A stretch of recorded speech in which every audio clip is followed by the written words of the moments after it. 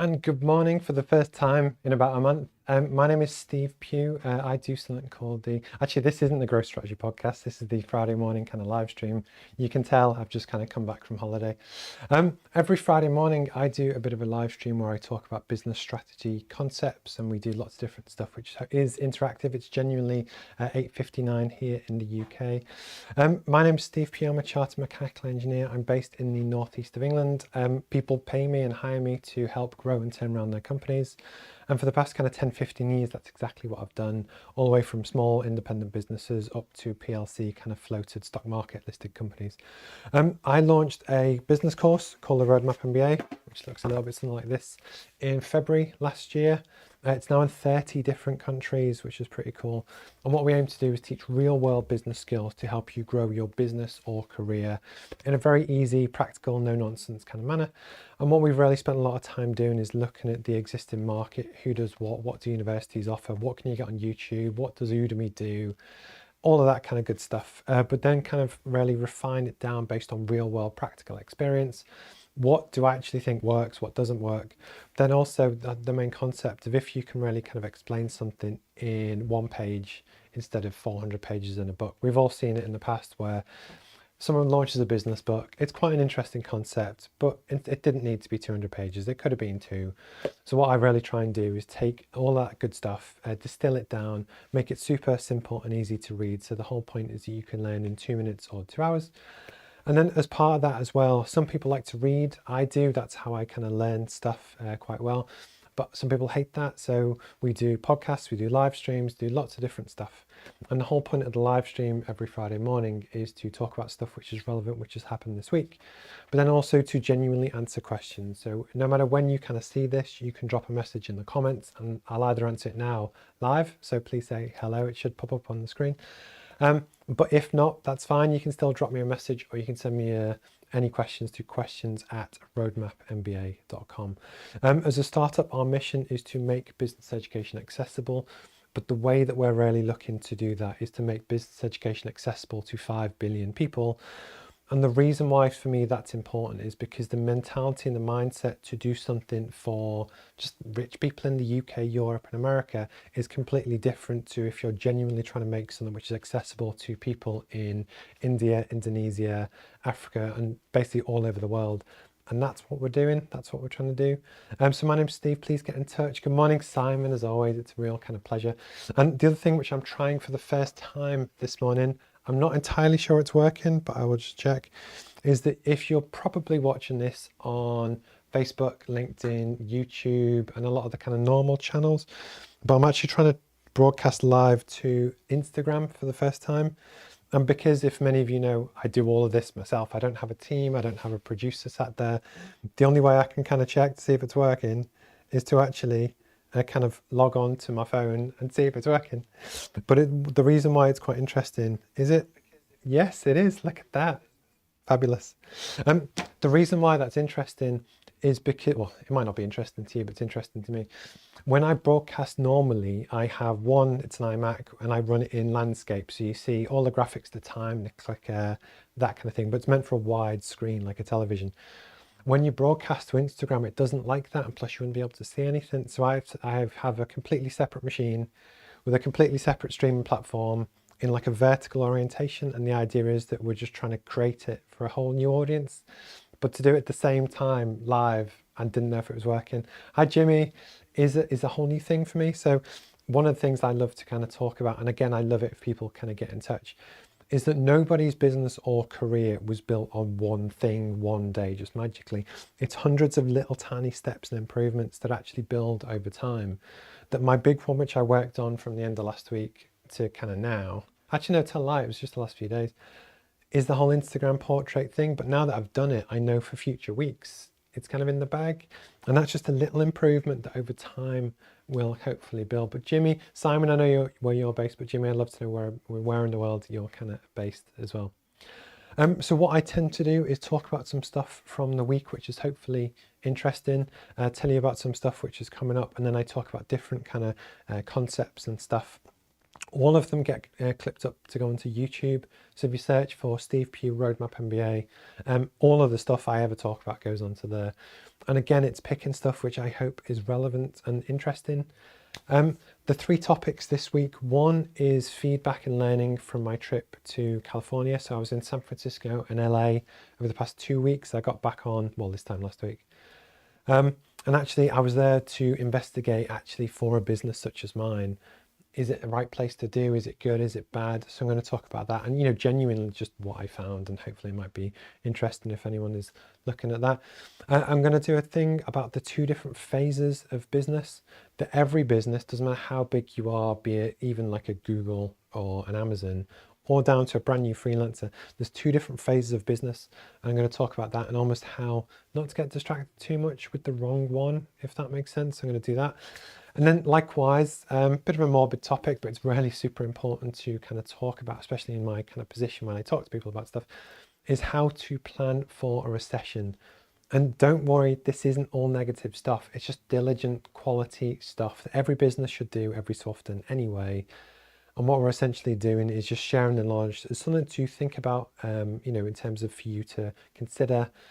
And even if we don't have a recession and things continue kind of fantastically, it's all good stuff to do. So I promise it's not kind of wasted effort. And I thought those would be my kind of 3 topics for this week.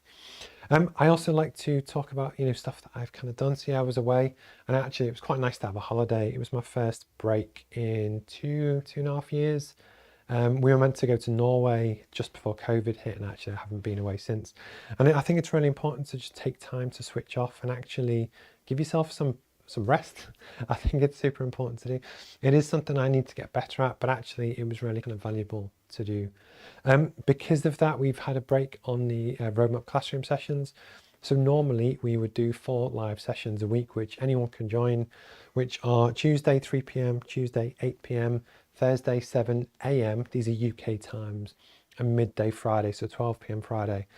And the whole point is that anyone can log in, ask some questions, talk about stuff on the course, talk about issues that they're kind of working through. And the whole point, it's that interactive kind of feedback and stuff that I don't believe you get on any other course. That, you know, it's live, it's a Zoom call that you can genuinely, and we talk just like this. And the whole point is that it's often very difficult to actually make a change. Often in business or your career, you kind of know what to do, but often it helps to bounce the idea off someone. What do I think? In a way that you can't get if you just go to Waterstones and buy a book on something, or just watch a YouTube channel from Gary Vee. Gary Vee is great, but actually the ability to ask questions, get feedback is something that I think is really important. And then even if you compare it to other online courses, it's that live session, it's that live interaction that with the author of the book and the course, which sadly is me. It's that kind of thing, and that's just something that we do. So we've had a bit of a break just for the summer. Schools are out, people are on holiday, and it gives me a chance to kind of build the roadmap and do some stuff behind the scenes. But you know, when I launch them again, you're more than welcome to join. But even if you don't, you can drop me a personal message. Some people do, and I respond to them anyway, so don't let that kind of hold you back. Thanks, Jimmy. So what I'm going to do is jump on to the first one, which is about his feedback from my trip. Okay.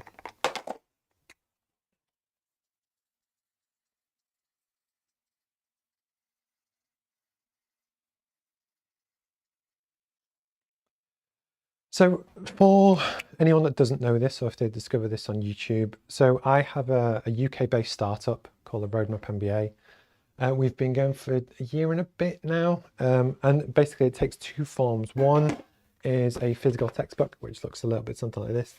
These have been sent to 30 different countries now, which actually I'm pretty proud of. I think that's quite cool. We've got a website, we have all the socials, we have the live streams, we have the podcasts. And actually one of the big things that I've been working on, and the guys yesterday, we've started to do the handover for the new website. And basically what that's going to be, it's going to be like a Disney Plus, Netflix, really high top-notch quality digital version of this, but with videos that explain every single concept. And actually that's something that I'm really kind of working on. And then eventually after that, we've also got an app, which is hopefully going to come, which takes the digital website, but puts it on your smartphone.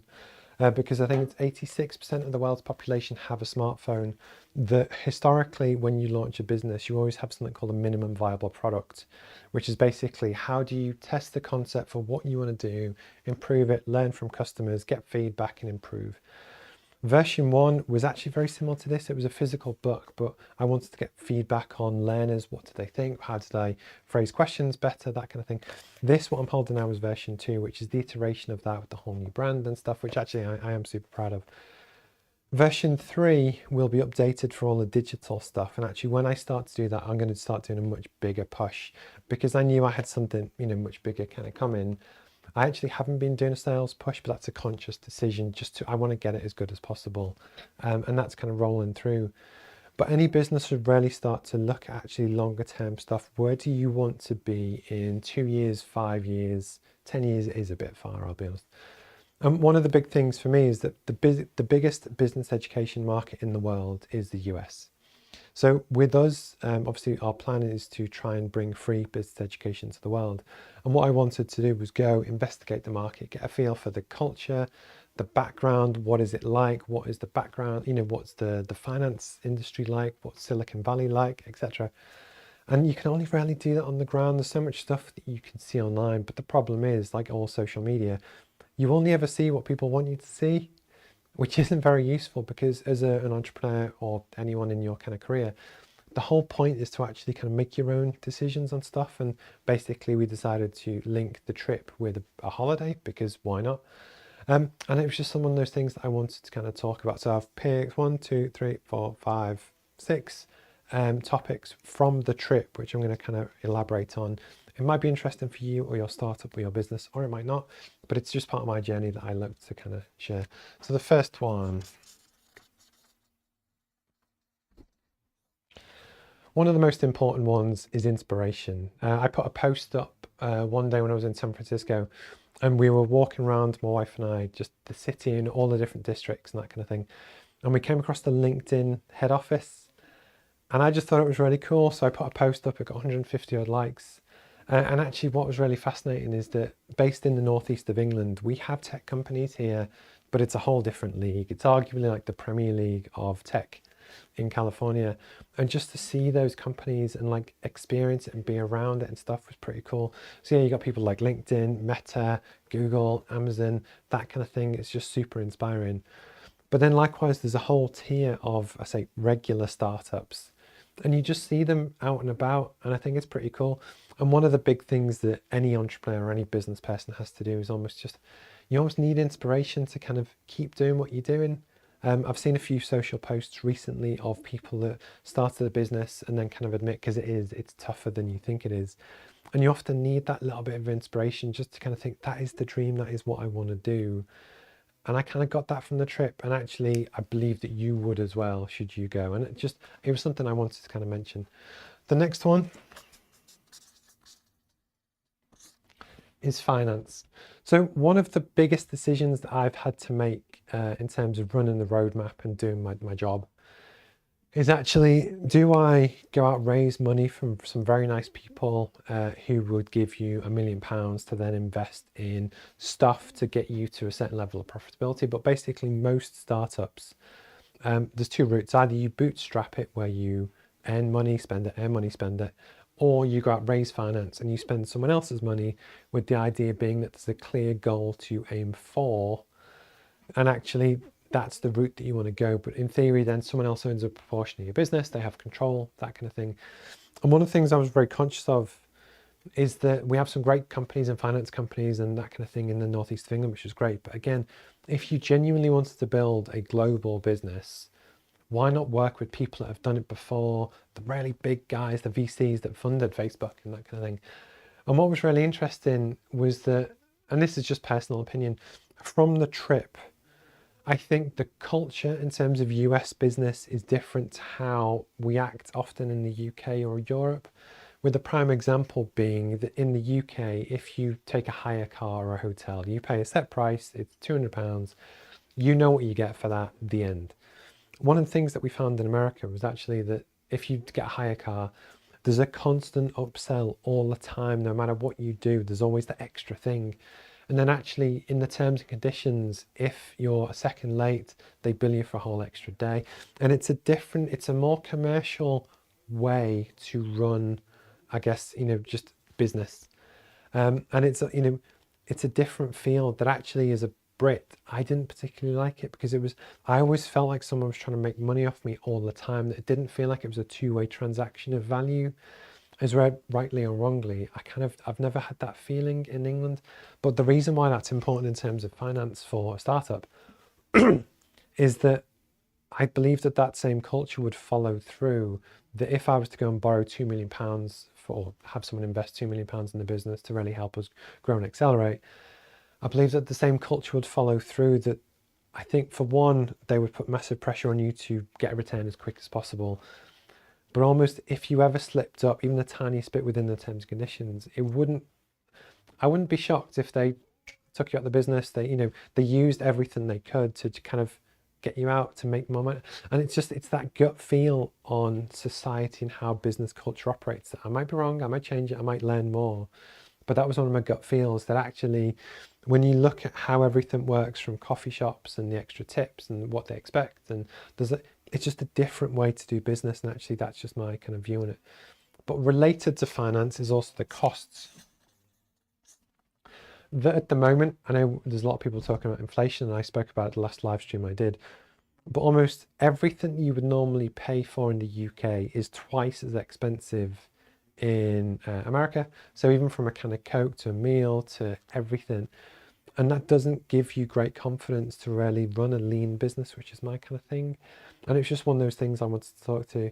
Good morning, James. Do I think the Northeast could develop a smaller Silicon Valley with the growing tech sector? Yes, and in theory it already has, but it depends on the company, if that makes sense. And actually, one of the prime, it depends on the company and the business and the availability of talent. When I was there, I watched the news and I watched CNBC, and they have the same hiring problem there as we do here. So even if you have a business and a startup that people want to invest in, basically they're struggling to get people, so wages are going to go up. So actually, I'm going to jump on to the next one, which was staff anyway. And again, personal opinion, so don't shoot me.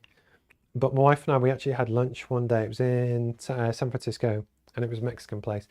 But what was quite interesting was that a lot of the startups over there all have branded merch. We saw a lady with an Adobe jacket on, and it was quite cool. That's something I'm going to learn and kind of take on board. So if I ever do build a team, we're going to do that. But what was really interesting in terms of the staff, and especially the labour shortage, there was a table next to us with 4 people on, and they were all kind of mid-20s, early 30s kind of startup employees. And, again, with the cost of living and stuff, a lot of people are switching jobs at the moment. But because of that, for one, they all expect a really high rate. It's almost, for a lot of people, not everywhere, but they expect, oh yeah, because I work at a startup, I want 100 grand a year. But if I get offered 110 somewhere else, I'm going to switch. And it's that lack of brand loyalty. I had a really good chat with a client yesterday to it, loyalty. I would be 100% more comfortable employing people in the northeast of England, or even Europe, I'll be honest, than I would be in a really hot market. So actually, the hotbed of talent in California, by its very nature, is a bad place kind of to hire people, just because there's so much competition, and there's no way that you can compete as a new startup on salary costs versus a Google, Amazon, anyone, because they're essentially burning someone else's cash. But actually, what these both kind of come down to is trust. Would I have, if my life is based here, if I was based in England, would I have complete trust in the team over there that it would run as efficiently and stuff as I want to, and be conservative for cash and stuff? I'm not entirely sure, just because the costs are so high and the staff are constantly getting poached, that actually it was something I wanted to talk about. But hopefully that answers your question. If it doesn't, please kind of drop it in. Timescales, this is really interesting.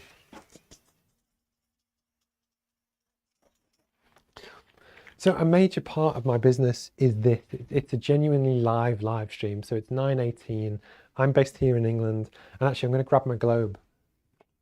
This is something that you can't really experience unless you're there. So I know you all know what the globe looks like. So England is here.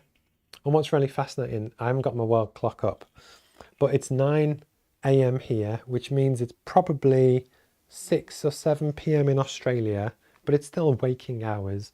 And actually, although America hasn't quite woken up yet, by 3, 4 p.m. today, America starts to wake up. And actually, the UK is a great place to stream from, because actually you can hit people all around the world based on when you stream. So that's part of the reason why I do an 8 p.m. session, which is to help people in America for when they're up and awake, and it's like 10 a.m. there, but it kind of works. It's a normal time. But also I do a 7 a.m. session here in the UK, because actually for people in Australia, China, India, that's still in their working day. But what was really interesting, when you then flip across the map to the other part of the world, to the West Coast of America, if you go left towards New York, you're behind everyone else. So actually when we used to wake up at say 6 a.m, it was already kind of 4 p.m. in the UK, and that's 6 a.m. So it's very difficult to do business and stream as a streaming location that adds value to people in Europe, China, etc., because they're asleep or late on. But actually, when you look at the size of the Pacific Ocean, there's almost nothing the other way until you get to Japan, Russia, China, Australia. That ironically, in terms of time zones, it's not a great place to kind of stream from. And I thought that was fascinating, because I didn't know that. But again, almost the whole point of this is a way to have a base that you can talk to your audience at a time which works around their schedule. And actually, you don't get that. And that is unique to streaming type businesses. But actually, I thought it was quite interesting. It might not be to you. One of the other things as well, which was interesting when you watch American adverts, I'm sorry if I'm rambling, but it might be interesting. I was worried that they would want an American teacher, so someone to talk them through, the topics and stuff we cover on the course, which is how to grow a business start to finish and everything involved. And I thought that they would really want someone American to kind of walk them through that. But interestingly enough, when you look a lot at the culture and the adverts and that kind of thing, for some reason, they actually quite like British people, and they seem to trust the accent and the background. So actually what I thought was a potential hurdle, I don't think actually is. But coming back to all of this, based on that, I'm now pretty 99% confident, until things really kind of take off. I don't need another studio. I don't need another base in America. Yes, I might still recruit more presenters for here, which I'm still looking to do. But actually, this is a really good base. So James, going back to your other question about actually, do I think you could build a really good tech hub in the northeast of England? I actually do, for these same kind of reasons. And then the other thing which I wanted to kind of mention as well is on the culture side to things.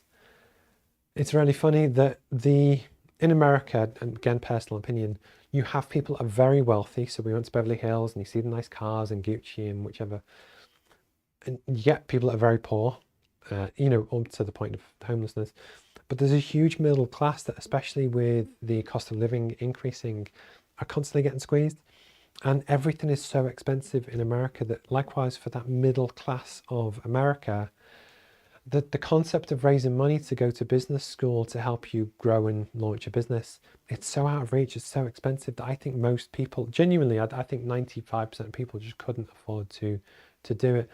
And that's where we come in, that we want to provide that stepping stone that, yes, we can help you launch and grow a business and make a success of it. And if you can then afford to go to Harvard or wherever, do it. It'll be fantastic.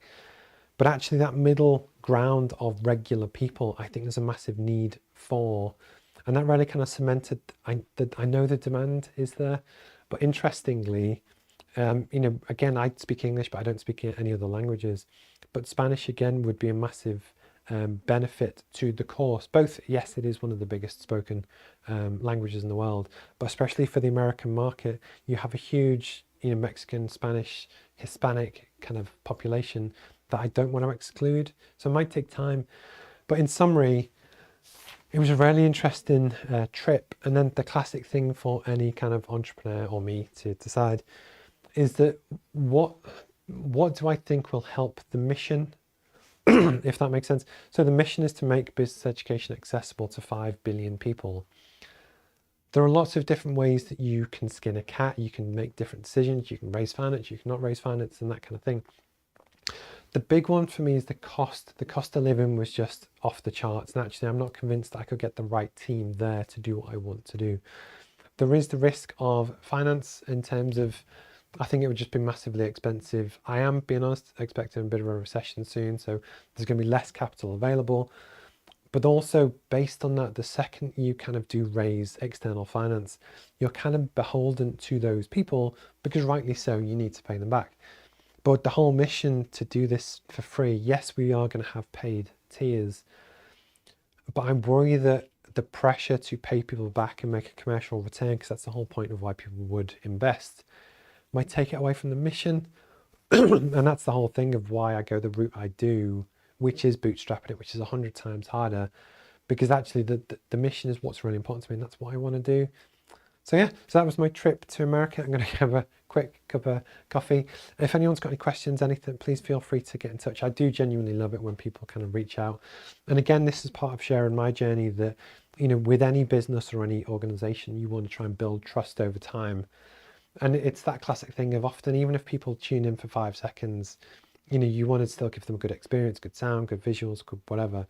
But then likewise, you know, in terms of the business and our developments and how it's gone through, because these all get saved and go onto YouTube and stuff, you'll be able to see the journey from when we first set up the spare bedroom to where we are now to where we're going to be in a year's time.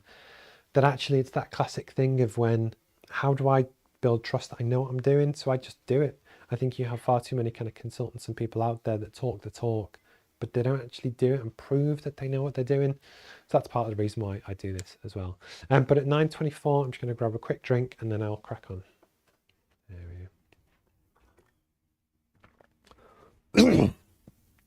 Turn over. So how has everyone's week been? Hopefully it's been a good week or a good month.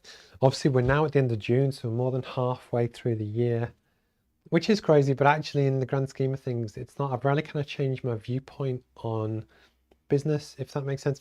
What was fascinating in the podcast, and actually I'm speaking to a lovely lady called Lisa Eaton on Monday, so if you tune on, she's fantastic.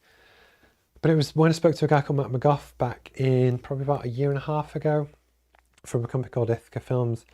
He made the point in his best piece of advice, and it was to do with, you know, business is a marathon. Why are you sprinting? Because often the commentary and what people say is that you need to do everything today, make money today, do this and sprint all the time. So you're constantly kind of burning yourself out and working crazy hours.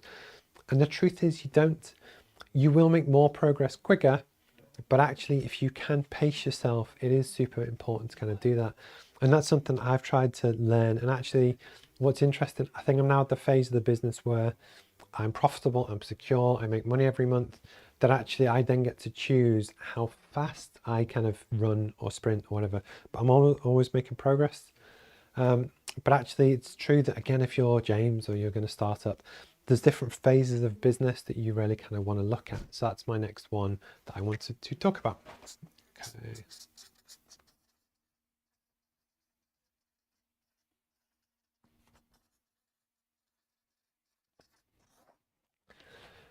So this is one, again, I like to watch and look at the network and kind of just see what people are doing in the industry, in our network, in our community, that kind of thing, and talk about stuff which might be relevant. It might help them or it might not. The thing that I wanted to talk about is it's the 2 phases of business that everyone goes through this. And again, you will flip between the 2, and basically they are discovery, which is basically about what you do, how you do it. And then likewise do. You could call it execute, but I wanted the D's to match. I don't know why. So in terms of your discovery, basically that's what, how, and then what are your competitors doing? Whenever you start any business or you're thinking about starting a business, really spend a lot of time on the discovery phase, and it's really looking at what do you do, what do you want to do, how do you want to do it, how do you want to execute, what does the market do, all of that kind of stuff. And actually the first 4 to 6 chapters in the book are exactly about this. It's about how to get a feel for what your goals and ambitions are, the skills that you're going to need. How do you set the goal? How do you understand the strategy? How do you look at competitors? How do you set yourself up for success? How do you differentiate? And all of that kind of really good stuff. That's all in the discovery phase, and this is really important. This is often when you first set up,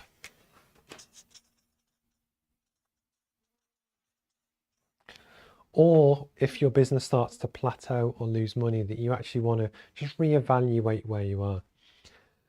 Once you've done this and actually you have a good feel, so with the roadmap, I know exactly what I'm going to do, how I'm going to execute, and touch some wood, I'm just doing it. But the point is, when you know the plan, you need to just start doing it. You just need to start executing your plan to actually do stuff, make the business work, make it viable, get cash in. One of the things that you often see, and I've been there, you know, I get it, is that whilst you're still trying to figure this out, it's very easy to get distracted and start chasing lots of different things. But the issue is, if you spread yourself too thin and you're chasing, oh, I could offer this, and I could offer this, and I could launch this, and what about this, and what about new products? You're not actually building any genuine traction in terms of the business, that you never really get anywhere, so you never make any money. And it's basically people get trapped here, that they always want to do new stuff, cool stuff, because they get bored and they don't like to execute. A really good business person basically knows when they have a good plan, just execute against it and don't get distracted. This is where I'm at now, and realistically it might be for the next year or so. It's still really important to keep looking at the market, keep learning, to keep tweaking, but actually don't get distracted.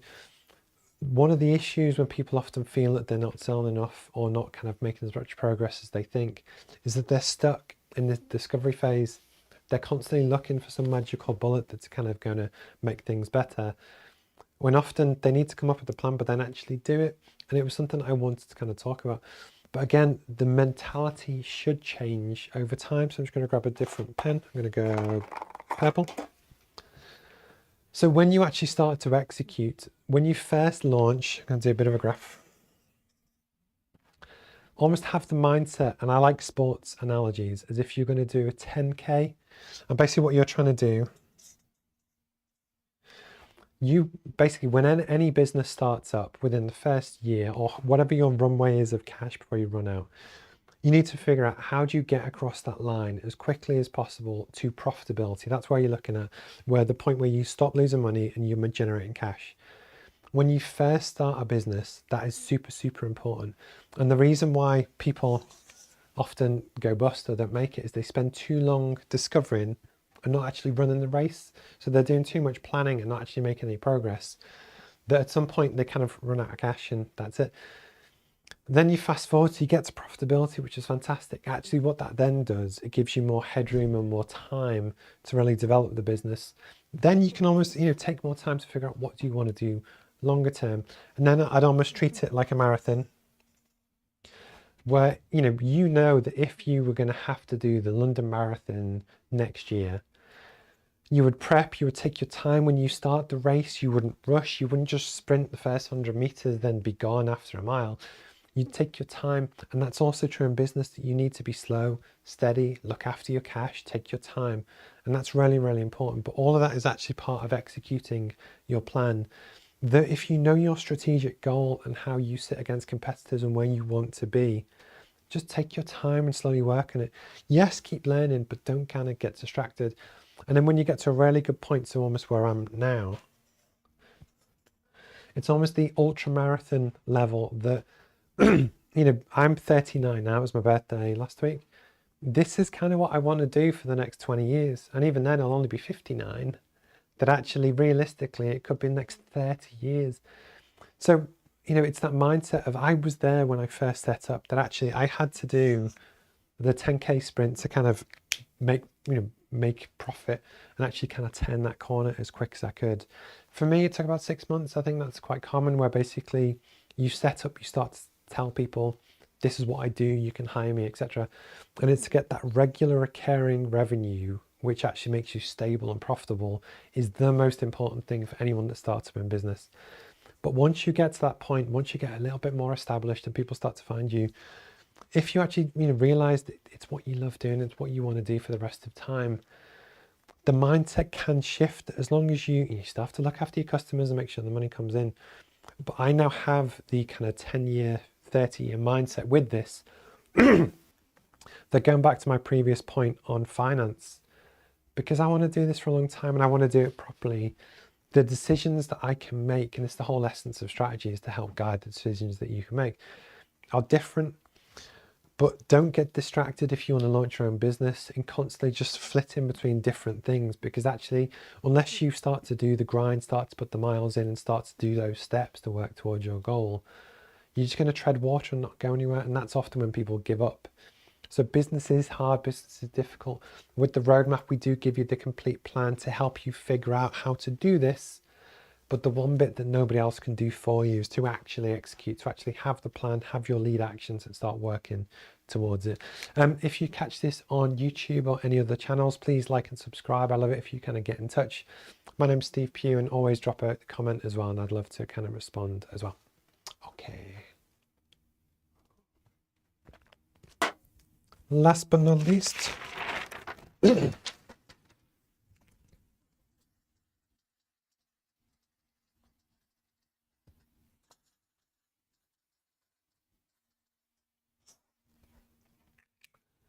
so one of the big things that people always talk about is how, and it is true, but in this case, I think it's slightly different.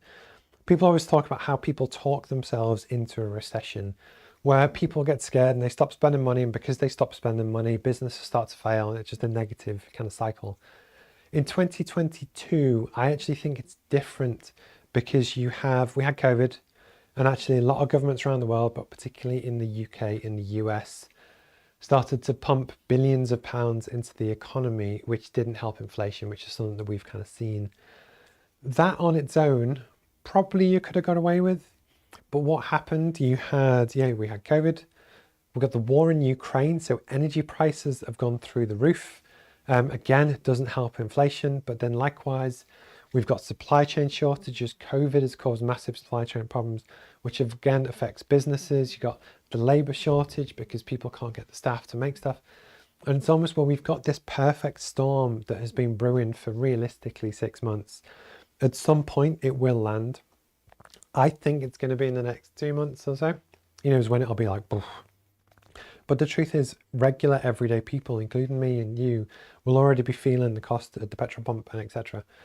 So one of the things that I wanted to talk about, and the reason why I'm not afraid to talk about it, is almost all those factors are out of our control, and that horse has bolted. There's no way that me talking about, affects that. But there are things that you can do either in your personal life or in your business, which will kind of help. And then even in good times, these are still really good things to do. So don't take this as a negative, but actually, I think it's something I wanted to kind of talk about. The first one.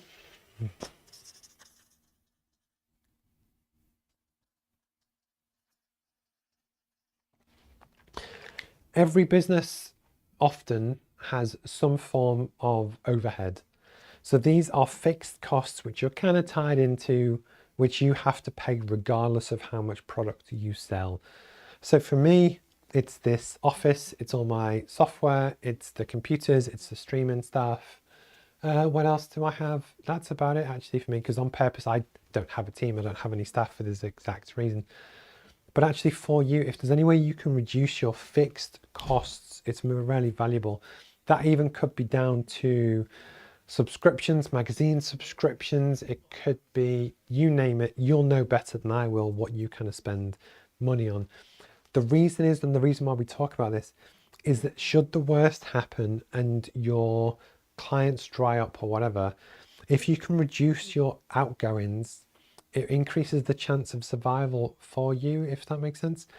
Or even if you keep all the clients to do all this stuff, it'll make you more profitable. And when you're more profitable, you'll generate more cash, which again helps you. But often it's a really good exercise that actually to really look at, what do I actually spend money on? Is it all giving me value? Is it worth it? Do I feel like I'm getting something back? That assessment is super valuable to do at any point, and any manager should kind of do that. But especially with the potential to go into a recession, it might be that you have a subcontractor that is on a yearly thing. Maybe see if you can negotiate to maybe pay a slightly higher rate, but on a monthly thing. And the point is, it's all about the triage to make sure that should the worst happen, how do we keep you alive in a position to then rebuild as things kind of grow? So definitely reducing fixed costs is really important. Next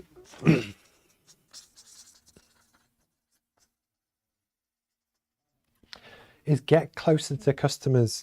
One of the most important things you can do is make friends with the people that pay your bills. You might think this is stupid, but it's absolutely not. One of the clients I work with, which is an offshore energy company, they're doing really well, but their suppliers are struggling. And one of the issues that we talk about quite a lot is to do with cash flow. And actually, some of our suppliers are paying over longer lead times because that helps them. And obviously we want to win the work. So, okay, we can deal with that. But then if our suppliers are really struggling, we might have to pay them quicker on, say, 30 days. But how do you balance it to kind of keep it, so everyone's happy and you don't lose suppliers? Because if you lose the supplier, you can't supply that guy. But almost when things are going to get tight for everyone, for me at least, I think an open and honest conversation, just to have that chat with your purchasing manager or client or whoever, to say, actually, look, I'm struggling a bit with cash flow. Is there any chance we could do something? Are you okay? Do we need to pay you over longer lead times? And it's that honesty and transparency will go a really long way to build trust. But actually, should you have a really difficult conversation where you could be on the absolute bones of your arse and you're worried genuinely about going bust because you can't pay X bill, an honest conversation with your client might be they could have 2 million quid in the bank that they don't mind paying you quicker if it keeps you alive. Does that make sense? But it's that honesty and humility will make a huge difference in the real world. That likewise, the more loyal and the better you know your clients, the more likely they are to keep paying you and to really keep doing business with you. But actually just make a conscious effort to build that relationship and have that honesty with them, I think will go a really long way. Relating to that,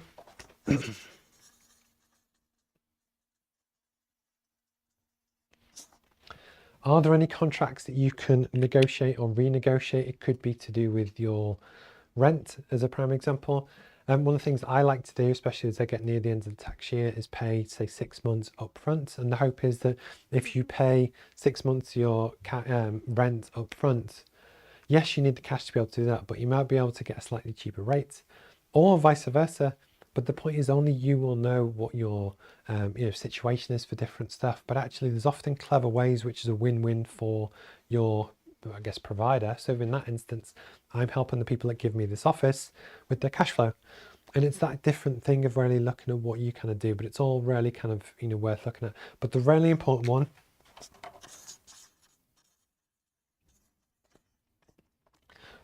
you really want to increase your promotion. So whatever you do to promote your business, you actually want to start ramping that up now. And this sounds really stupid, but the best time to actually invest in marketing and promotion is actually in a downturn. Often when other people start to scale back, you can make huge strides in terms of your offer and market awareness and lots of different stuff. But then likewise, cash and customers pay your bills. So the more people who know what you are, know what you do, and actually could potentially buy your stuff is really good. And that might actually really help you. So even if you do lose a customer just because they're having a really tough time, if you can land other ones, happy days. But the big thing that people often get wrong in a recession is to really cut back on their marketing and promotion. And actually, I think it's the most important thing you can do. But again, don't fall into the trap of just doing passive marketing where you've got great socials and people see the company and whatever. But you need to combine that with a quality sales message where you actually reach out to people and say, hi Steve, how's it going? Is there anything we can do to help you at the moment? Etc. But actually talk to people, because that's what will convert 100 times more people into buying your product or service than if you just do it passively. And the reason why I'm sharing this is that there will be people over the next kind of 3 to 6 months who will genuinely struggle. They'll be worried about paying their bills. They'll be worried about going bust. And all of these things will really help you kind of get through that as well. Sorry if it's a little bit morbid, but again, it's a topic that's relevant. And, again, if you have any questions or comments, please kind of feel free to reach out. So at 9:42, I'm going to call it quits on that one. Check out the podcast with Lisa on Monday. Really interesting guest. She's going to share her story about what she's been up to, that kind of thing. I will shout when the classroom sessions are going to start again. Realistically, it'll be August, maybe a little bit later, depending on school holidays and when people start to come back to work. I try and align it with the school term because people kind of understand that.